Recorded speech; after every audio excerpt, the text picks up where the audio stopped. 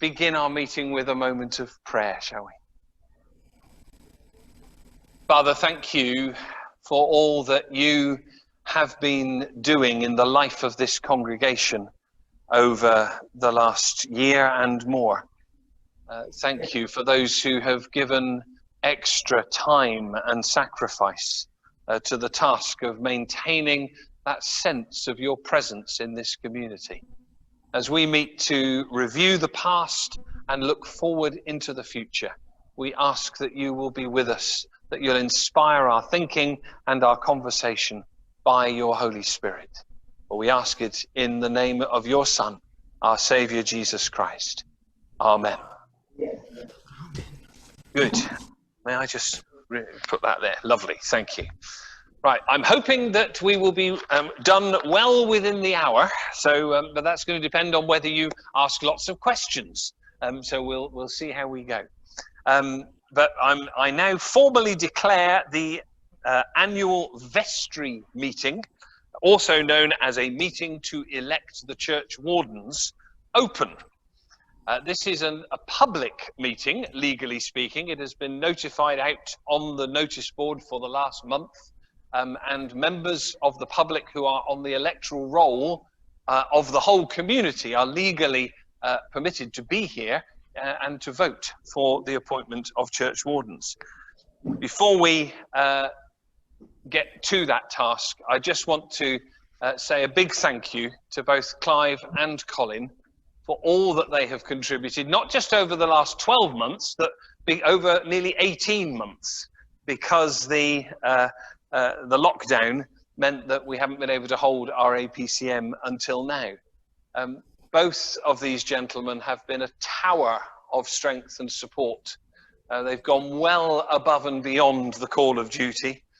You may not be aware, we've been meeting every week on Zoom, good old Zoom, in order to make sure that the work of the church has been carried on, and then each of us having tasks to fulfill in between those meetings. So I want to place on record my immense gratitude for the wisdom, the strength, and the direction that they have given us in this last year. And perhaps you might join me in a customary way of showing that appreciation.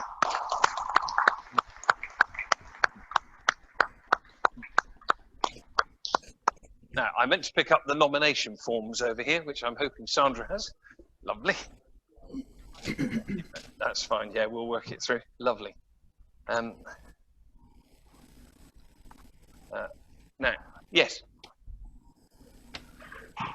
Am I not? Oh, I see. The cameras. Oh, well done. Sorry. I can see what's going on there. Yes. Now I'm there. I think I have to flick that around. So there we are. There we go. That'll help those at home. I'm sure you were waving frantically, but I couldn't see you. No, they'll be able to see me now. There we go. Yes. Yes. That's it. Okay, we'll get there. Well, good hearing. So we come to the question of the election of two new church wardens, which may or may not be at the end of April. I'm very pleased to say that both Colin and Clive have agreed to stand again for this important post, but there have been no other nominations. But what I do want to make clear on Clive's behalf, in particular, is that he wants you to know that very sadly he's had a cancer diagnosis recently, and over the next 12 weeks or so, he will be having to go through some cancer treatment. So he wants you to know that whilst his interest and passion for this role, and I'm sure his advice to me and to Colin as well, will not cease, his capacity to serve may be somewhat diminished over the next few years, and he'd like you to understand that. What I need is proposers and seconders for both of these positions, because they're willing to stand. I see a hand up. Can I just allocate 4 people? Emily and Hugh and Michael Laird, and is that Mac behind that mask? Yes, and Mac. Sandra will allocate you accordingly as proposers and seconders for these posts. So, are there any other nominations from the floor, he says, not expecting the answer yes. Then I therefore declare that both Clive and Colin are duly re-elected to serve in the post of Church Warden, and I ask you to show your appreciation the customary way.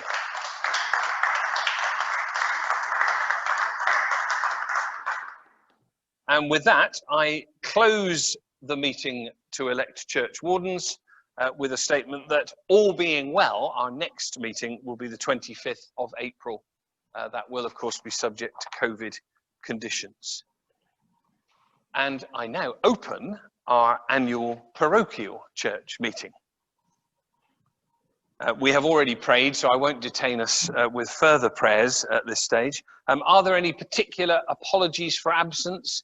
The one is from Pauline, our parish secretary and parish administrator, who has just unfortunately had a bit of a bug and it's laid her a bit low. So she sends her apologies for today. Sandra has very kindly agreed to step in as scribe or scribbler, and between us we'll make sure the minutes record what we say together. Are there any others that anybody wants to report? No, that's fine. Then we move on, and I ask you first of all whether you approve the minutes of the last meeting held on the 28th of April. Would you kindly show if you approve the minutes of the last APCM? Are there any against that approval? Then they are approved. Matters arising. Let me ask whether there are any matters that anyone wants to bring up or further question from last time's minutes. This is going to be a quick meeting. All right, well done. We move on then to the electoral roll report.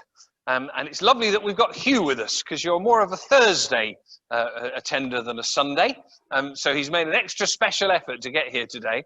I don't think that excuses him from coming on Thursday as well. But Hugh, thank you for being here. Would you kindly come and give us your electoral roll report?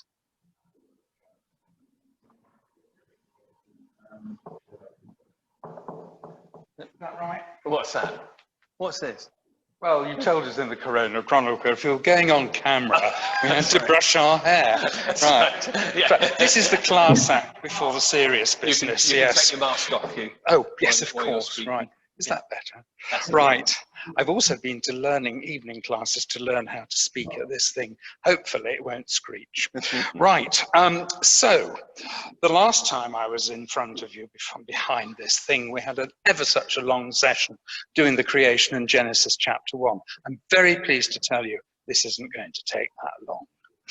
So last year at the annual meeting, it was reported that there were 115 members on the newly revised roll. And since then, there have clearly been some changes. One person has moved away from the parish, and sad to report, there have been 3 deaths. And perhaps you would just spend a moment in silent reflection as I mention the names of those members of the electoral who have left us. Audrey Curry, Janet Schofield, Wynne Clinic. And I'm pleased to tell you that the numbers since last time have increased. Can't do the percentages because I haven't got enough fingers. But anyway, the numbers now stand at 132. And of those, 85 are within the parish boundaries and 47 are outside the parish boundaries. But it doesn't matter whether you're in or out, you are all welcome, and particularly to all the people who have enrolled since the last meeting, welcome. We wish you a very long and fruitful association with St. Faith and St. Nicholas.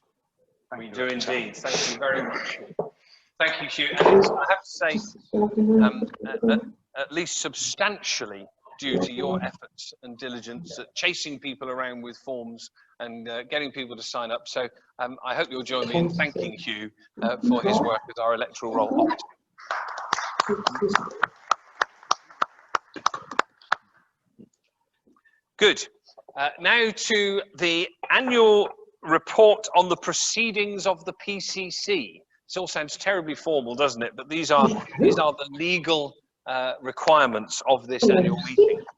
For that annual report, you are invited to turn to page 35 of your APCM packs, where you will find a brief summation of the work of the PCC. Essentially, this lists our more legal responsibilities, and it does not, of course, come anywhere near describing all the things the PCC have been discussing this year. But I hope you will agree that it is a sufficient reflection of the work of the PCC. I said in my sermon this morning that you have a brilliant PCC, and I want to stand by that statement and reiterate it. I've worked with many PCCs over the years, and I'm not just flanneling, I honestly have to say this is by far the best I've ever worked with. They are incredibly supportive, incredibly creative. They don't let me get away with nonsense, and they help us to pull forward together. So I am continually astounded, amazed, and grateful at just what a good PCC we have. So my sincere thanks go to all of them. Do you have any questions on the annual report of the proceedings of the PCC? I see no hands raised, and so we will move on to the next item, which is the Honorary Treasurer's Report, which you will find on page 43. Don't know whether our Honorary Treasurer has managed to join us. Has she appeared on the screen? She's not managed to. The technology is clearly letting some people down this morning. Oh, Paul and Jackie have arrived. That's good, right. Page 43 gives you a summation of the financial situation. Suffice to say, we spent more money last year than we brought in. And we did that quite deliberately. The PCC decided a few years ago that sitting on cash was not the best way of keeping the mission of the church rolling forward. That cash is an important part of getting mission going. And so last year we spent, if I can just find the figure, around £46,000 of our reserves, meaning that we only now have quite a small reserve. Oh, is that Shelley arrived? Excellent. Hi, Shelley. We're very pleased you're with us, just as we're doing the Honorary Treasurer's Report. So if you have any questions for the Honorary Treasurer, she may be able to communicate with us. It may not be possible. Do you have any questions about the Honorary Treasurer's Report on page 43? No? Then I will just say again, thank you to everybody who has kept their giving going during this very difficult last few months. This doesn't particularly... Oh, yes?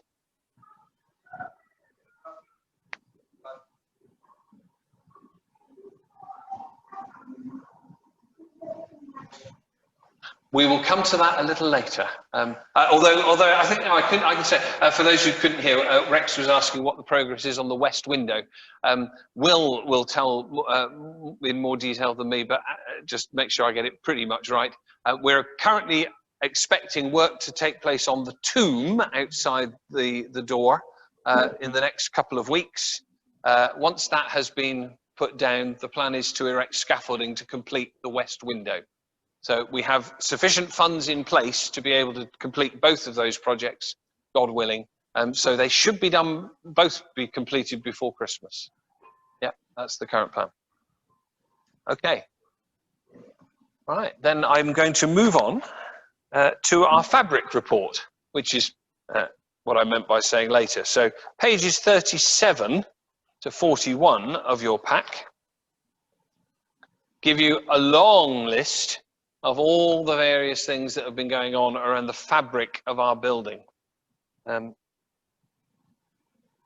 Of course, in this building, the most noticeable are our beautiful servery and counter, which we now can't use because of COVID, our beautiful doors, both on the north entrance and on the west door, and the vast improvements to our vestries, which have now made them much more useful to us.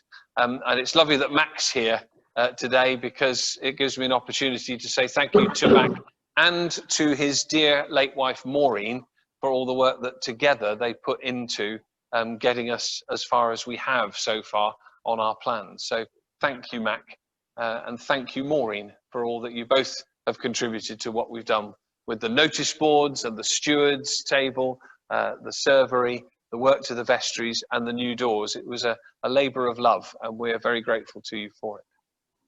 Perhaps we might show our appreciation to Mac and Maureen.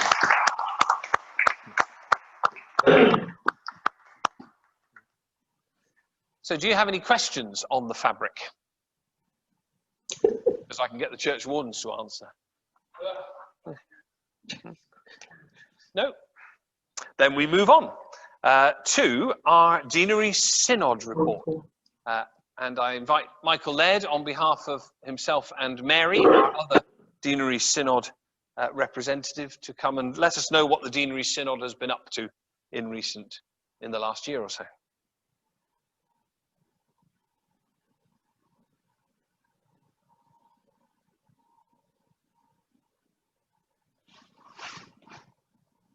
Well, as usual, the Deanery Synod met 3 times at various churches around the Deanery, once in Hayling Island, once in Lee Park, and in Emsworth.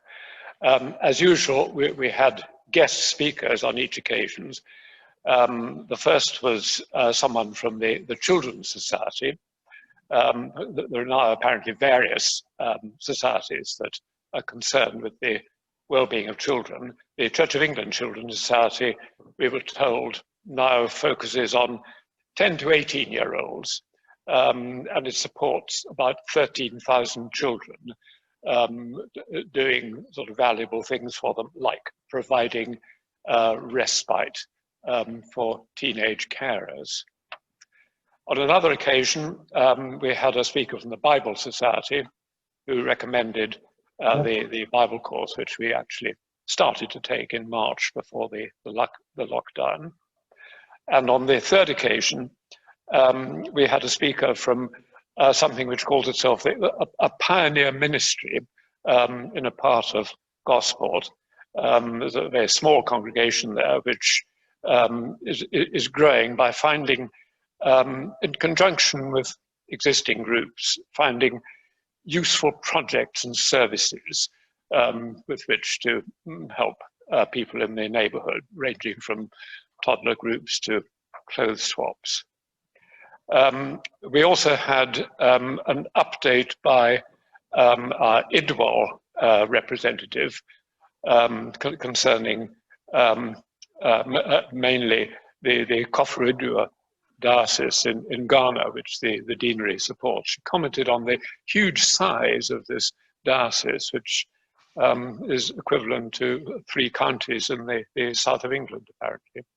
And she said that on a recent visit, she was impressed by a number of developments there, including the building of the diocesan office and a house for a security guard, etc., etc. So things are evidently going on there, and it was good to know that our support is having some effect.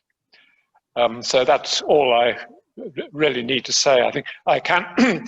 I've come equipped with quite voluminous minutes from these 3 meetings, and if anyone wants to ask any questions and to get more detailed information about what has happened, I'd be happy to provide it. So, thank you. Thank you.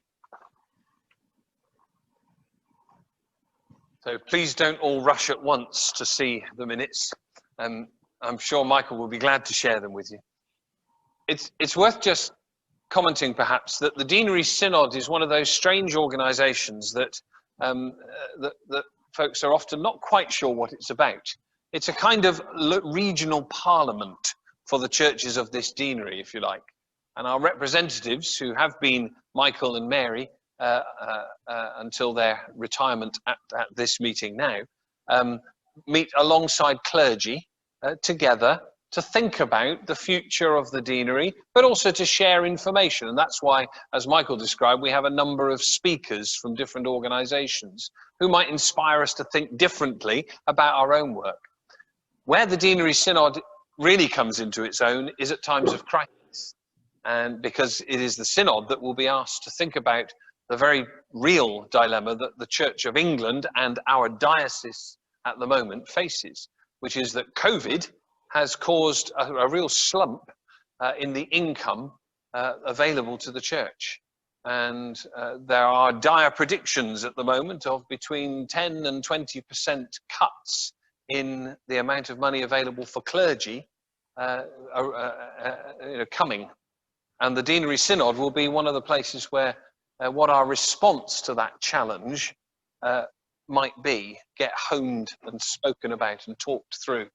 So thank you to Michael and Mary for all that they have contributed to the life of the Deanery Synod. We'll come to the election in a few moments. Thankfully, you're not going to have to listen to me for the next few minutes, because it's my great pleasure to invite Clive and Colin to step forward as they open up to us, as long promised, the story of our mission plan for 2020 to 2025. And if you'll just kindly give me a moment, for those of you at home, I'm going to share the screen that we will be seeing in front of us. So you'll be able to hopefully see this presentation. But of course, it could all go horribly wrong in the next moment.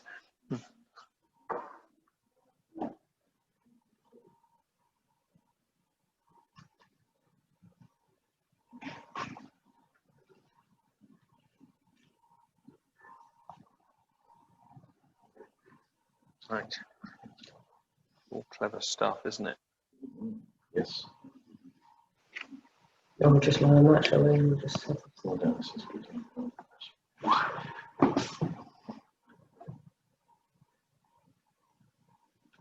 Yes. Dun, dun, dun. Is it there? Excellent. Look at right. Good. So give me a wave, those of you at home. Are you able to see the presentation? Yes? Good. Okay, I think I just can change that to make it even better for you by saying that. There you go. And if you wish to, you can minimize. Yes, exactly. I'm getting a thumbs up from Marion at home. That's good. All right. So you can now minimize, if you wish, the pictures of others in this meeting, so that you can see the plan. Over to you, Colin and Can you do it? Tom, thank you.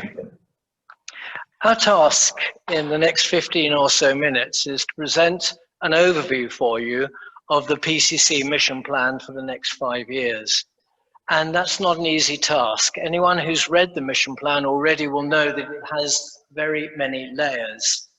These layers start at the title and the underlying principles, and then move right down to the appendices of the detailed tasks.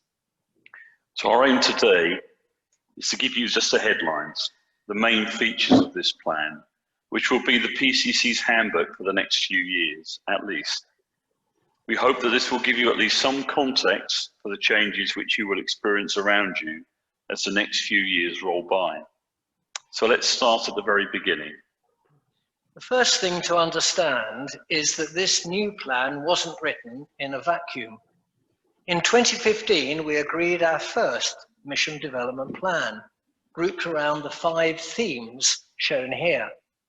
So our first task was to begin work on our new plan and was to review our successes in each of these 5 areas. This we did at a parish conference back in February. If you haven't read that presentation for yourself, you can find it on the parish website, on the Mission Development Plan page. But this wasn't the only bit of background that we considered.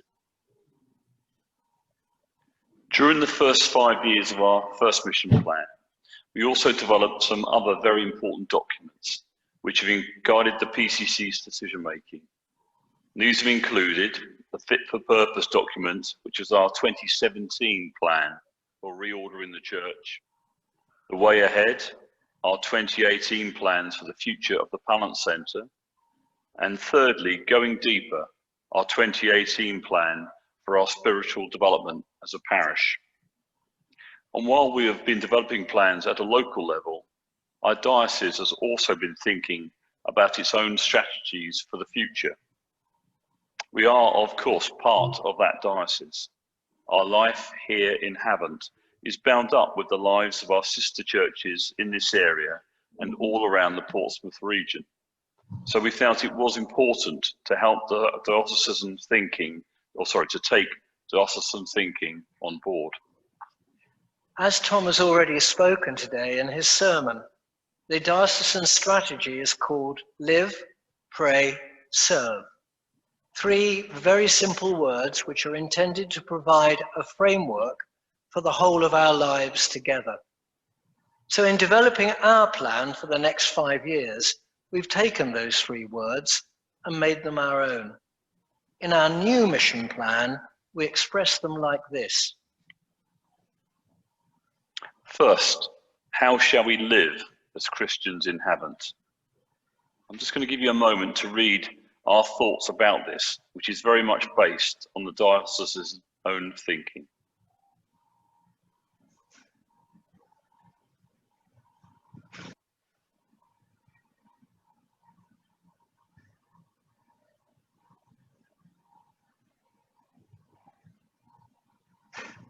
The essential point of this statement is that Jesus is the focus of how we choose to live as Christians in Havant. It is his teachings and the example of his life, death, and resurrection which inspire us. He is the exemplar that we want to follow and to whom we want to introduce our neighbours. The next banner word we will be using is pray. Again, please take a moment to read this statement for yourself.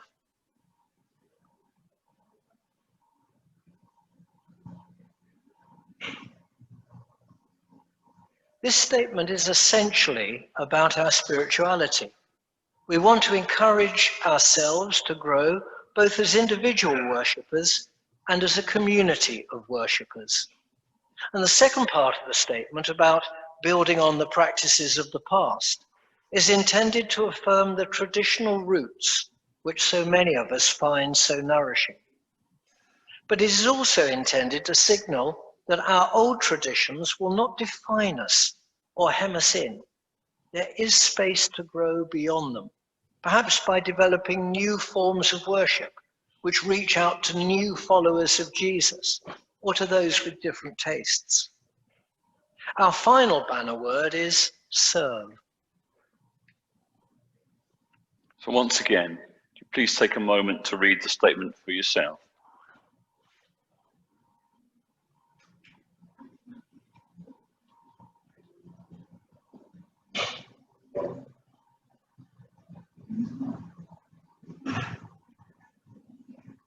Following the teaching of Jesus, we believe that we are called to love God and to love our neighbours as ourselves. This statement is intended to drive us onward in the task of serving all our neighbours, whatever their social or economic backgrounds. We also think that, as a spiritual leader of this community, we have a responsibility to speak prophetically into our community. God calls us to challenge our neighbours to look at the ways we live together through God's eyes and to call out when we see our community living in harmful ways. So that's what we aim to do. We aim to live as disciples, pray together and alone, and serve the whole of our community. None of this will be very surprising. Essentially, this is what we already do to a greater or lesser extent. But the mission plan growing out of this vision suggests practical ways for us to live out this vision more fully and more deeply. Crucially, the mission plan aims to guide the PCC and all of us to take seriously the challenge to live, pray, and serve as disciples of Jesus Christ every day. But why? What's the point of setting such a lofty vision? What are the overall aims we want to achieve? Well, drawing again from the diocesan strategy, we believe that we want to see real progress in these three crucial areas. Our vision of living, praying, and serving as disciples leads us to hope for growth. We intend to grow in three crucial ways: depth, impact, and number. First, in depth, we want to grow more and more in love for God, growing ever closer to the source of our life. Secondly, in impact, we want to grow in love for our neighbours, serving more and more of those in need of us and of God. And thirdly, in number, we want more and more people to know the peace and the sense of purpose which comes from living as disciples of Jesus Christ. But how? How are we going to carry out these lofty ambitions? Well, that's where the detail of the mission plan comes into its own. And frankly, it would be impossible for us to go through all of the details of our plan in the next few minutes. But what we'd like to do is show you how the plan is structured, in the hope that you'll feel like taking time with the document itself in the coming days. Even more so, we hope that you'll feel excited by the plan we have in store, and that you'll want to join us in helping to bring at least some of the detailed ideas to fruition. So this is how it works. Under each of the vision headings, live, pray, serve, the PCC has set itself some clear and measurable tasks to complete to help us to grow in depth, impact, and number. There are 50 tasks in total. So if we achieve 10 tasks each year for the next 5 years, we'll have completed the plan. Each one of these tasks is either rooted in our existing strategy documents or builds upon the work of the last mission development plan. In one or two cases, new tasks have been set to take us forward into the future with new vigour. These arise especially in the light of some of the things we've learned through the pandemic about reaching out to the housebound, the lonely, and the poor. Next, each of those 50 tasks has been allocated among our various parish teams, who will be responsible for trying to implement them as soon as resources, time, and energy permit. Each task has an ideal target date and something called success criteria, which is management speak for saying, how do we know if we've been successful at the task? And an initial step for each task is suggested. Just so that you're aware, here are the parish teams. Well, there's the ministry team, which of course includes worship, serving, music, bell ringing, stewarding, welcoming, flower arranging, and art. There's the churchyard, which includes opening up the churchyard to the public. Communications, which is about how we communicate our message, both in and outside the congregation. There's development, which is about the various building schemes we need to undertake. There's pallant development, which is about how the Pallant Centres ministry can grow in depth, impact, and number. Pastoral, which is about the way we care for the most vulnerable people in our community. There's the young people and families team, which is about how we grow the next generation. And last but not least, there's treasury, which of course underpins most of what each of the above teams will try to achieve. So that's the mission plan in a nutshell. And the key question for each and every one of us is, how can I get involved? We have just one request to make of you. Please pray. Take a copy of the mission plan away with you or read it on the parish website. Consider each of the tasks that we have laid out for the future of this parish, and then pray. Pray to be given the wisdom to know how you might get involved. Do you have the time? Do you have the skills which could make a difference to the achievement of these tasks? If so, why not speak to one of the team leaders and offer yourself to the cause? Or do you perhaps have some money which could oil the wheels of our growth in depth, impact and number? There are a number of projects that we are currently trying to get started, even now in the middle of the COVID pandemic. Here are the top projects which need some money, which we feel God is calling us to move forward on right now. These are the projects which we most urgently need to move forward at this time. First, we need to make some headway in gathering funding for an accessible toilet, so that once we reopen the building normally, it can be a building for everyone. Secondly, we believe that God is strongly calling us to employ a young people and families outreach worker to help us grow the next generation of worshippers at St. Faith's. Thirdly, we believe that live streaming services from St. Faith's is going to be a long-term part of our future, and we need good quality equipment to make that happen. Live streaming from a smartphone on a stick is fine as a stopgap measure, but there's much more that we need to be able to do if we are to seriously engage with our neighbours through the internet. After a positive meeting with the diocese this week, we are nearly ready now to launch our programme to replace our hard and inflexible pews with something much more comfortable and useful. So when you're praying about how you can get involved in the future of our mission for this parish, perhaps you might think about whether you can get involved by a financial contribution. Well, that's all we wanted to share with you today, although there's a lot of detail, a lot of inspiring elements to it. Thank you so much for listening. We hope that it's been helpful to get a sense of how the PCC believes we need to move forward together.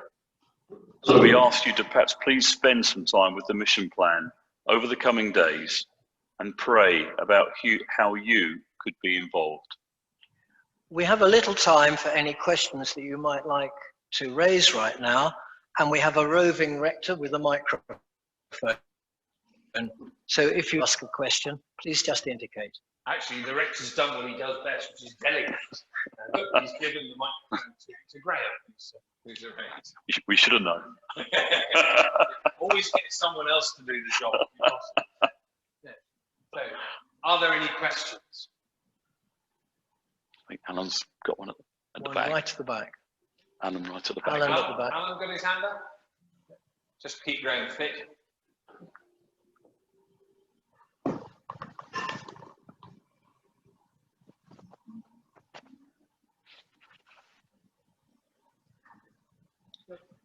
I just wanted to say that there's a big gap in the people sending in their weekly envelopes. Now they're no longer able to come up weekly. But you know, the treasurer or the parish office or the rector are always glad to have envelopes sent in, possibly in bulk with a cheque. Thank you, Alan. Any other questions on the plan, on which hopefully you've all been devouring, because there's a lot of printed copies that have gone out the door. Did it excite you? Did it make you feel, yes, this is good? Eileen has a question. Could you use the microphone so our friends, particularly online, can? Graham's got it. Graham's coming. Me? Yeah, that's Yeah. it. Oh, sorry. I would like to know how many people find the pews uncomfortable. Personally, I find them extremely comfortable. Given any chance, and the vicar not coming up to scratch and giving us wonderful sermons, I could actually go to sleep on one. Well, do you want to take on the question? Sorry, your presentation, and I'm suddenly asking a question. Can I take this? Yeah, I think whether or not we consider them comfortable, I think the great thing about moving to chairs will be the greater flexibility it's going to be giving us for the way in which we use this wonderful space. There's so much potential if you move to chairs to be able, for example, to put forward different forms of worship, or if necessary, to have a drama production or music. So for me, it's the flexibility that chairs give us, as much as perhaps anything to do with the posture. Could I add to that too? We're also proposing, the outreach, young people and young families outreach worker, and a large part of that drive as well has been something when we reflected on the spiritual development plan. It was just crying out at us when we reviewed the mission plan, but also those of. And I'm very lucky, I chair a young people's team on your behalf, and I have a great bunch of people there. And you may recall that last Christmas we had an ABED experience where we had Bosmere School, 90 children came in, classes of 30, that seems like a long time ago now, doesn't it? And then we split them in groups of 5 and 6. We had different stations, and Sandra and Clive and I and Fiona and Victoria and Tom were sort of engaging each group in a different part of the ABED experience. And it blew our minds a little bit, actually. I think the amounts that we took from that, which we weren't expecting, the amount the kids obviously enjoyed it and took from it was hugely inspiring. And to be honest, the thought of doing it again at Easter was a bit daunting, because I think we set the bar high, and we're all very busy people, and that's why we feel we need a worker. But particularly relevant to Eileen's point and Clive's response, is again the ability to use the church when you see how that works, but how much easier it would be if we had more flexible seating and the pews weren't so static. When we do things like that, and when we've done other elements in the past, going from Dynamo Youth Theatre, for instance, when they did Les Mis and the Roses of Ian here, and when we had a Pentecost service back on the Peter Jones years ago, and we spent as much time moving the pews as we did for the service, but the service was great and people remember that. So I think the flexibility and the opportunity we have is as a diocesan advisory committee said this week, the representatives that met us, is that the potential is bigger than even you realise, and the experience of other churches is that they will find uses coming in and ways of worship that aren't even in our exciting aspiration now, and that is hugely exciting for us. Okay, thank you. Thank you. I think just to add that I know on a couple of occasions I've been roped in to help with moving our pews when we need to move them to make space, and I'm here to tell you they are very heavy. Shelley, I don't want to miss, Shelley just put up a chat that I hope some of you can see there, which was to say that she doesn't find them comfortable at all. So that just goes to show different opinions on the question of comfort. For those of you who haven't seen them, I draw your attention to this mock-up of the new chairs. I'll just come in front of the camera, and hopefully you can see that. So this is the broad sort of design element. Yes, I'll go that way. Aha, there we are. Right, okay. So that's broadly the design element of the chairs. Our intention is that there will be about 20 odd pew-sized versions of this. So imagine these stretched to the size of a garden bench or so, or if you like that short bench, short pew there, so that there's enough flexibility there to move them around, but they also have some solidity, some strength to them. And then next to that will be a separate chair with arms, so that those who need a little bit of help getting up will be assisted in doing so. So that's the design that we are 99% sure that the diocese has now approved. Rex? What are the plans disposing of? Will they be realised? Well, we're currently looking at a number of options on that, because the problem of our current pews is they're so long. They're not the sort of things that people would buy for their homes, for example, because otherwise you might sell off a load. So we're looking at what the options might be. Is it worth paying a carpenter 2 days' work to shorten them down and then sell them, or not, for example? That might be an option to sell them. Unfortunately, experience around the Church of England generally is that there's not another church that will have them. In fact, I'll tell you a quick funny story. These originally, our pews, came from Privet Church up near Petersfield. For those who know it, Holy Trinity Privet, which is now a redundant church. It was closed in the 1970s. It was a big church, which is why those pews fit in our church. I phoned up the vicar last year when we first started thinking about this and said, would you like them back? Yeah, because it's a historic church, yours, you know, it's only there for history purposes now. No thanks, he said.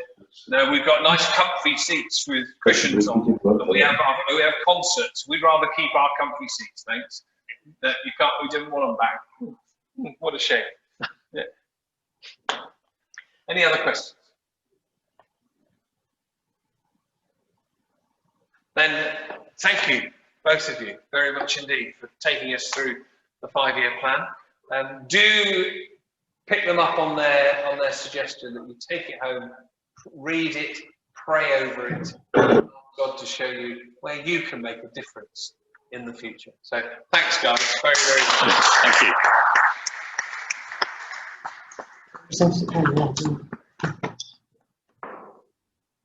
Right, what did I do with my papers? I put them over there. Oh dear. Must have put them somewhere. Oh, yes. You have to start. Okay, we have some elections to get through. But before we do that, I am proposing a motion to you, which you'll see listed in front of you on the agenda, which is on page 5 of your packs. And this motion arises out of the fact that there is provision in the church representation rules. There is a provision which allows congregations at their APCM to require that somebody who has served 2 terms on the PCC might not be allowed to stand for a 3rd term. Yeah, so it's, or in fact, yeah, I'll leave it at that. I personally disagree with that as a policy. I don't think it's something that we should do. I think members of the PCC should be judged not for the length of service that they have given, but rather for the contribution they often continue to make. And for my money, as long as somebody has a contribution to offer, they should be enabled to make that contribution. But there is a possibility, without crawling through dusty boxes in the parish archive, there's a possibility that we may in the past at some time have limited the term that people can serve to 2 terms. So for the avoidance of doubt, I want to put before you this motion. And it says, for the avoidance of doubt, under the church representation rules, para M16, so you can look it up if you wish, this meeting affirms that it does not wish to enact the optional provision for mandatory retirements from office of elected PCC members. That's my view. I would like to invite anyone here to second that motion, and then we'll debate it if you wish. Bruce has kindly seconded the motion, and well, no, that's it. Therefore, the motion is open to the floor to debate. Does anybody wish to speak in favour or against that motion that you've got in front of you? Hugh, could you use the mic, please, Hugh? Otherwise, our friends at home won't hear a word. Sorry, we just like making Graham run. Thank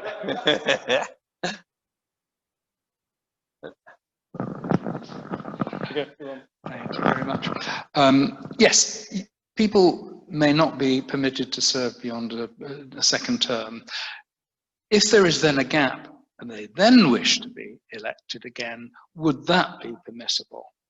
Or is it not after 2 terms you can't do another one at all? Yeah, the normal presumption would be that if we enacted that idea, that you take a year off and then you can be elected again. Yeah, but I don't like it. Yeah, I think it's seen many a really good, competent person, have to step aside when they've still got much to offer. Any other thoughts? Oh, I was expecting hearty debate on that one. In that case, I'm going to put the motion to you. If you are in favour of the motion, to summarise, that we do not require mandatory retirement, if you are in favour of that, please raise your hand. If you are against the motion, please raise your hand. Then and any abstentions? One abstention.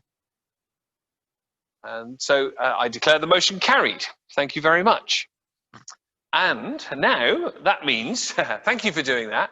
One of the reasons that I wanted you to vote for that was to make sure that 2 retiring PCC members for this year can have the opportunity to carry on serving on the PCC. And they are Hilary, hiding over here behind a pillar, and Bill Jones, who I thought was going to join us online. Has he got there yet? I can't see him, but Bill Jones. Both Hilary and Bill have both given 3 years, and this is their second 3-year term. So between them, 12 years of service, at least in this period, to the work of the PCC. Like all our PCC members, they've been towers of strength and wisdom to me and to the team. And so I just want to place on record my sincere gratitude to them both for all they've contributed.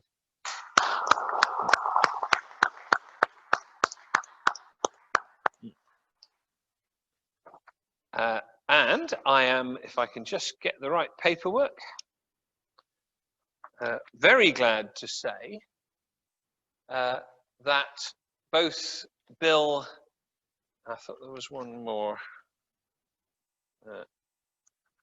got it, right, that both Bill and Hilary have both agreed to stand again, which is delightful.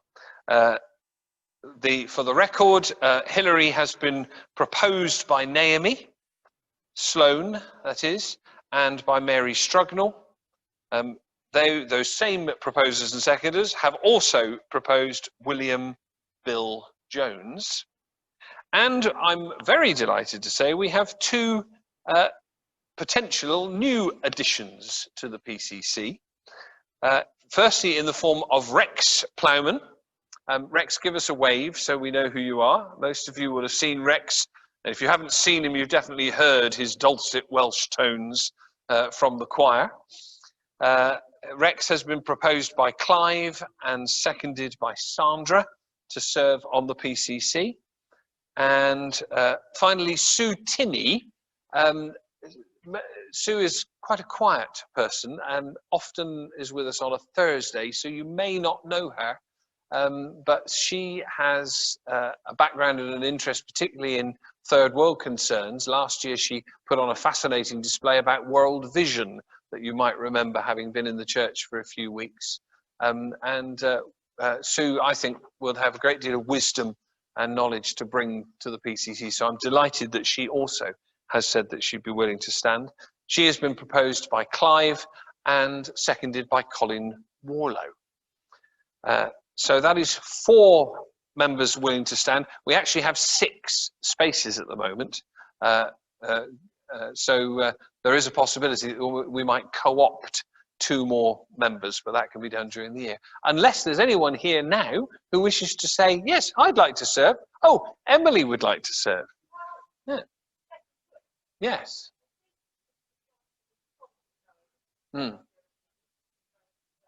Yeah.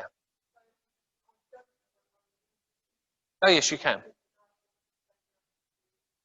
Oh, indeed, indeed. But until that happens, you'd be able to serve. You can. So Emily is willing to fill one of those 2 places. If any of you are willing to propose and second her. Yeah. Oh, let's have Mary and Clive. Thank you all for that. All right. Good. That leaves 1 place to fill if anybody would like the opportunity to get involved. No, then the PCC will fill that final place. We have someone in mind. I won't let you know who that is until they've said yes. But we have a thought about somebody in the congregation who might be able to add to that. So unless there are any other nominations, I declare that because there are less nominations than there are places, that means that those who have been nominated are hereby elected to stand. and perhaps we might show our appreciation to them all for being willing to do so.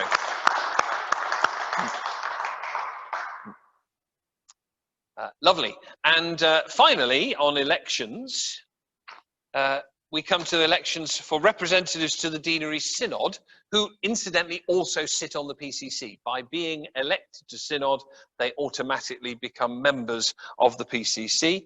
As you know, Michael Laird and Mary Moore have served us very well for the last 6 years at least. I suspect you might have done it for longer than that. And they are both willing to continue if it is your will that they should. If it's not your will, you need to put somebody up in place of them. They have been nominated by, let's just get this right, Mary has been nominated by Hilary Debman and by Paul Wright, thank you. And Michael has been nominated by Sandra and seconded by Colin. Are there any other nominations for the posts of Deanery Synod? Then, again, without further ado, I declare that they have been duly elected to the role and invite you to express your thanks.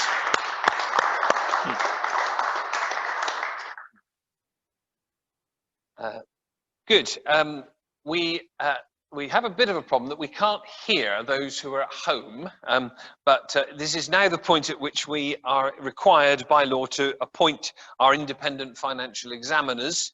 Our financial examiners have been Maurice Crocker for many years, and unless Shelley pops in the chat a big no with exclamation marks at this precise point in time while I'm looking at the screen, it is my proposal that at least for now we should reappoint Maurice Crocker as our independent financial advisors. She says okay, does she? Yep. Okay, excellent, thank you. So do you accept, would you show with your hands whether you accept our Treasurer's recommendation to reappoint Maurice Crocker as independent financial advisors? Thank you. Any against? Any abstentions? Thank you. Good, we're nearly there, everybody. Response to tabled questions is the next item on the agenda. There have been no tabled questions, and I hope you feel you've had enough opportunity to ask questions throughout the meeting anyway, but this is an opportunity, if you wish, to raise your hand and ask any questions about things that are puzzling you, or anyone who wants to make a statement. No. No, I think I was saying Will would know better than me the details of what's going on with the window. I think that was all I said. Yeah. Thank you. No questions? Oh, yeah, Bruce has a question or a statement. You're very welcome to address the meeting. I have just a comment, which is that I would very much like, as a long-standing member of this congregation, to express my wholehearted thankfulness to the team that have kept things going through the pandemic. To see the doors of the church closed and not accessible was a very difficult period, albeit that was then overtaken by the live streaming that we're able to do. But I know it's taken a huge amount of work. And so on behalf of all the congregation, I'd like to express and record thanks for the long and hard work that all the team have done. Thank you very much.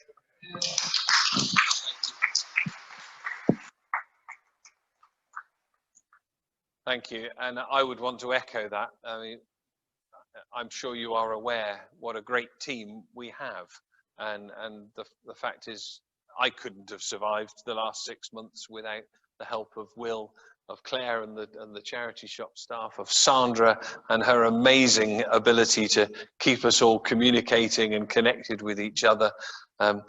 Graham's been working away in the background, looking after our choristers, and then coming forward again when the time was right to play. And it goes on. So thank you to all of them, to our amazing staff team and to the PCC for their continual support throughout these difficult times. Any other business? Is there any other matter anyone wishes to raise, or any other comment anyone wishes to make? Then I declare that the date of the next meeting will most likely be Sunday the 25th of April, which of course means you guys only get 6 months to serve as church wardens. That's pretty good, isn't it? Yeah, and then we have to do this all again if we're going to keep you on. And formally to notify that the date of the first PCC meeting, note Rex and others, is the 27th of October. Papers will be forthcoming in due course. So let's close our meeting with some prayer, shall we?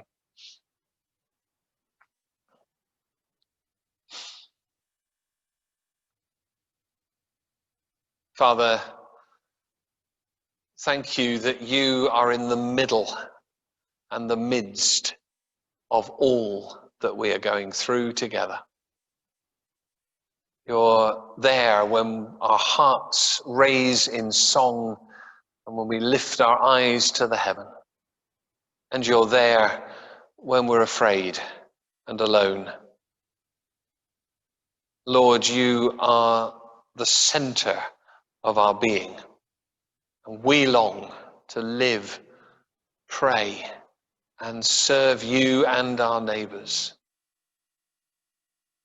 So, Lord, keep on inspiring us.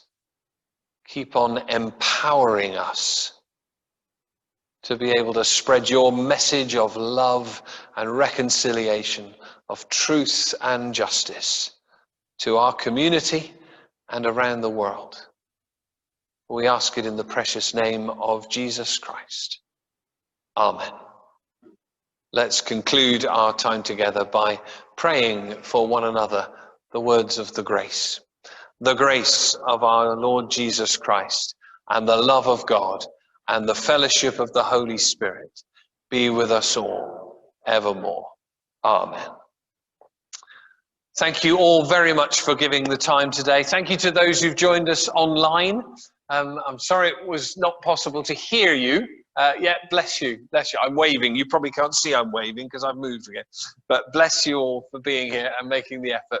I do appreciate it. See you all soon.